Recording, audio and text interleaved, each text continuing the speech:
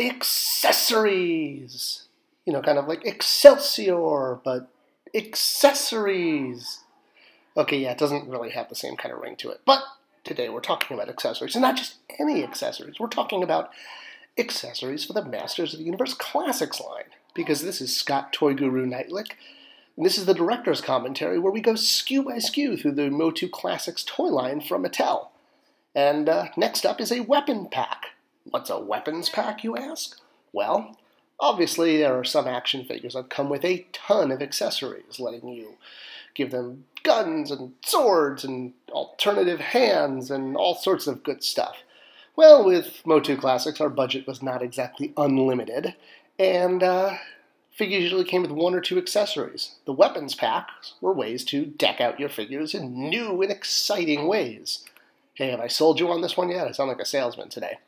So starting in 2010, we started putting out weapons packs that offered new ways to arm your figures and, because, hey, Americans be like, we need more weapons. Okay, I don't know, I just, typed in we need weapons into Google, and it's kind of interesting what pops up. Most of the things are highly inappropriate to put in this kind of video. But hey, sometimes you find things that are funny. All right, so where is the precedent? Why are we doing weapons packs? Why are we offering more accessories other than the aforementioned fun? Well, there is a precedent for them. In the vintage era, there was a weapons pack, noting the spelling of P-A-K for pack, because, that's a Motu way of spelling things, right? Because you don't add all the consonants and then it sounds Motu. But we had no money. At least no tooling money, that is. This was an idea that basically came late in the game, and it was not part of the yearly plan. It was something we added, and because it was added late, it meant no tooling, which meant we had to do repaints only. So we had to kind of mine the current selection of available accessories from the tooling bank, from what we already had, and to not overlap with the weapons pack we already did. So in that vein, speaking of which, the original weapons pack, the first one we did earlier in the year, was called the Ultimate Battleground Pack. And that name came from the mini-comic that was included with the Towers of Eternia playset, naming the Eternia playset the Ultimate Battleground. This new pack was called the Great Wars Pack. That came from a throwaway line from the very first mini-comic from '82, talking about the Great Wars as being a conflict in the past where all this technology was left over from, and that's why there was all this crazy stuff all over the place on Eternia. So that became the name of the weapons pack, and here it is. We named them that because the idea was that each pack, we were going to kind of use that to solidify the names of great battles throughout Eternia history. Basically, anything we could to continue to push the brand forward and coming up with new continuity and new stories, and the names of the weapon packs worked. And in essence, yes, they were basically a new hat strategy, because offering new ways to deck out your figures was a new way to make them exciting and pay off previous purchases. And speaking of which, the very first weapon I'm going to highlight in this pack, because since we're not doing a figure today, we're doing a weapons pack, we'll go weapon by weapon. The first one is the She-Ra Adora Sword. Now, we already obviously had the tool for the Sword of Protection, which originally came with Adora and then She-Ra.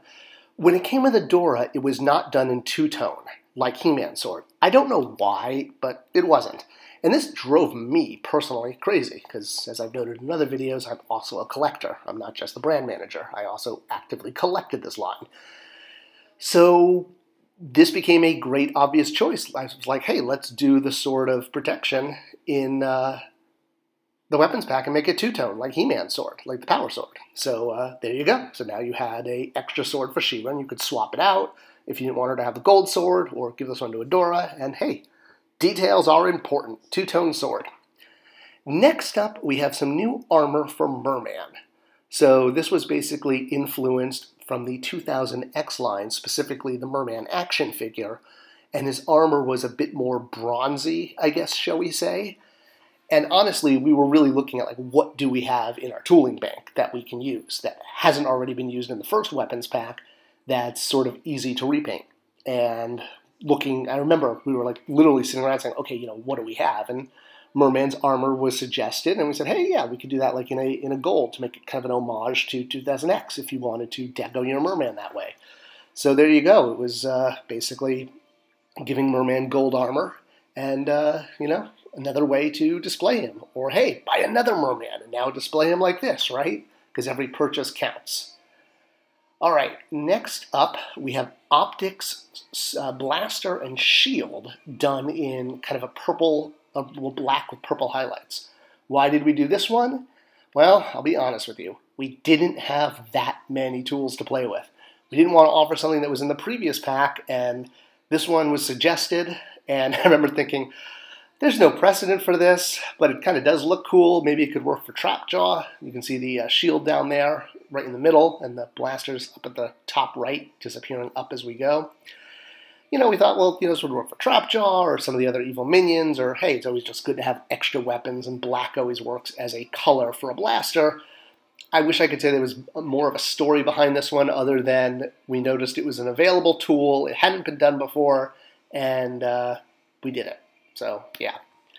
All right. One that has a little bit more of an oomph is Faker's accessories. So, again, looking at what we could do, we had all of He-Man's accessories, and we said, hey, what if we did all of He-Man's accessories in Faker colors? Because traditionally, Faker just came with his version of the Power Sword in orange. And why not just give him all of He-Man's accessories, including his shield and his axe? Since, again, we have that tool, and we could do that. And it made sense. So, yeah, there's not really a deep story behind that.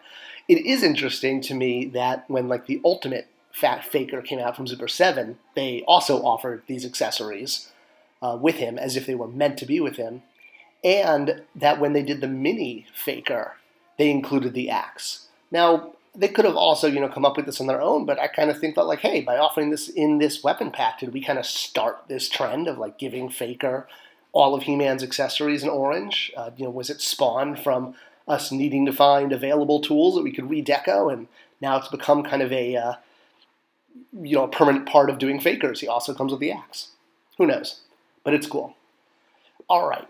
Next up, we have Robato's accessories. So he had just done Robato, and in addition to coming with an extra hand, so he could actually have two hands, unlike the vintage figure, which just had a peg hole, he came with his axe and his blaster and a claw, kind of his versions of Trapjaws. And exactly in that tone, with the idea that they were interchangeable, we wanted to be able to offer them in Trapjaw colors, and as well as offer Trapjaws in Robato colors. When we first did Robato, though, the peg was incorrect. So we had to actually send it back and have it redone because we wanted it to be a universal peg that would work for Trapjaw and Robato and future figures with arm attachments like Hurricane Hordak.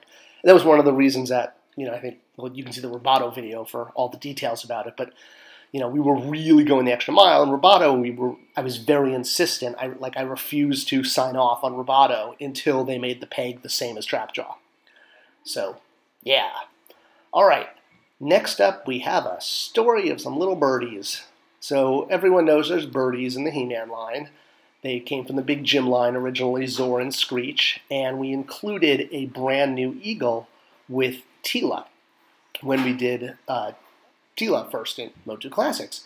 But notably, we didn't have, because she came with so much stuff, an extra head and all this sword and her staff, her armor, she didn't come with a stand. So when we did Evil Lynn, while you could easily put Screech on her arm, as well as the armor for Screech there, well, we were, basically this armor and this bird stand, which we now had in our tooling bank, was not available when Teela came out. So it made total sense that we should do the bird stand and the armor in a color for the orange version of Zor, as opposed to, the Sorceress version of Zor, which would come later down the line with the Sorceress. And by then, since we had the tool for the armor and the stand, we could just throw it in there. But at the time of Teela, sounds like a mini-comic, at the time of Teela, sort of like the tale of Teela, I guess. Yeah, we didn't have it. So now we did. And Plus, it was always great just to offer extra bird stands because there were some other birds in the line, like the one that came with Nephthyu, and the Star Sisters had a bird. Glory Bird was the name, and always great, to have just a way to get more bird stands. More bird stands for more birds. So there you go. You had now Zor could wear the armor and have a stand just like Screech, and nobody had to feel bad. All right, next up we have a staff, or rather a spear. So inspired by the vintage King Randor figure, who came with a gold spear. So this spear in the vintage line was this was an existing tool because Randor was part of that wave that had almost no tooling. This was a repaint of the spear that came with the Castle Grayskull playset. It had a weapon rack. And because this Randor was part of that wave, you can check out the Randor video, that had almost no tooling, basically a new head. His weapon was from a previous item. So we had tooled this spear for Whiplash. And so now that it existed, we're like, hey, let's do it in Randor colors, because that would be awesome, because, yay, gold spear. Now the thing is, we also did Whiplash's other weapon. And the reason for that, there's actually a technical reason, is whenever you're pulling tooling, it's much less expensive to use all the tools kind of in one tool block.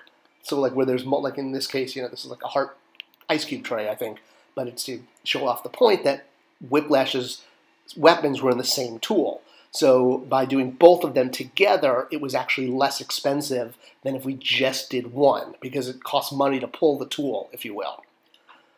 All right, next up, we have to talk about Tomart's Action Figure Digest very briefly. Does everyone remember magazines? They were these things that, came out before the internet, and they told you stuff. Maybe not as instantly as the internet, but you still got information. And it was a great way to see pictures of toys and read articles. There was an article in an issue that spotlighted Ted Mayer, who worked on the vintage line. And in this interview, he showed off a whole smattering, a schmeckle, if you will, of artwork that was for concept characters that never made it into the line that he did. And one of these in particular that stood out to fans was a witch character. You can see it there, kind of in the middle, colored, and then directly to the right, uncolored. Sort of two different versions of her. And fans really gravitated to this figure. Now, the issue is we couldn't do this figure at all. The reason being is, while it was published in the magazine, we didn't have a copy of this in-house. So just hear me out here, because this is how legal works. It's very black and white. If you don't have the paperwork at Mattel, you sort of can't definitively prove that it was done on Mattel time. There's always the chance that Ted created this figure in his spare time. So because of that, there was no sort of paper trail. And fans started calling her Sultra based on Eva Lynn's original art, which her original working name was Sultra. So they kind of named the witch Sultra. And even though we legally couldn't do this figure, fans started making, customs of her and artwork of her. And, we always notice these kind of things. And especially I'll give a shout out to Penny Dreadful. I know she is a huge fan of this character. So while the art existed, because we didn't have the paper trail to prove it was done at Mattel on Mattel time and not Ted Mayer doing it, if you will, in his time off or after the line, I'm sure he probably did, but because you can't prove it, you just can't do those figures. Now, you're probably going to say, but wait a minute, what about the Horde Mummy? He was in the same magazine article, and he was a Ted Mayer sketch for a concept figure, and lo and behold, this figure actually wound up being done in the line by Super 7 after I left as Rat Trap. How could they do it? You know what? You're going to have to ask Super 7, because I have no idea how they got around the legal issue. Mattel was very clear that we can't do figures that we don't have a paper trail to, and we did not have a paper trail to either of these. Maybe Super 7, found a way to do it. I don't know. That's a question for Super 7. All right. So that's the weapons pack. That's the second weapons pack. And there were more to come. And eventually we were actually going to get tooling for the weapon packs, which was awesome because it was going to allow us to do even more cool stuff.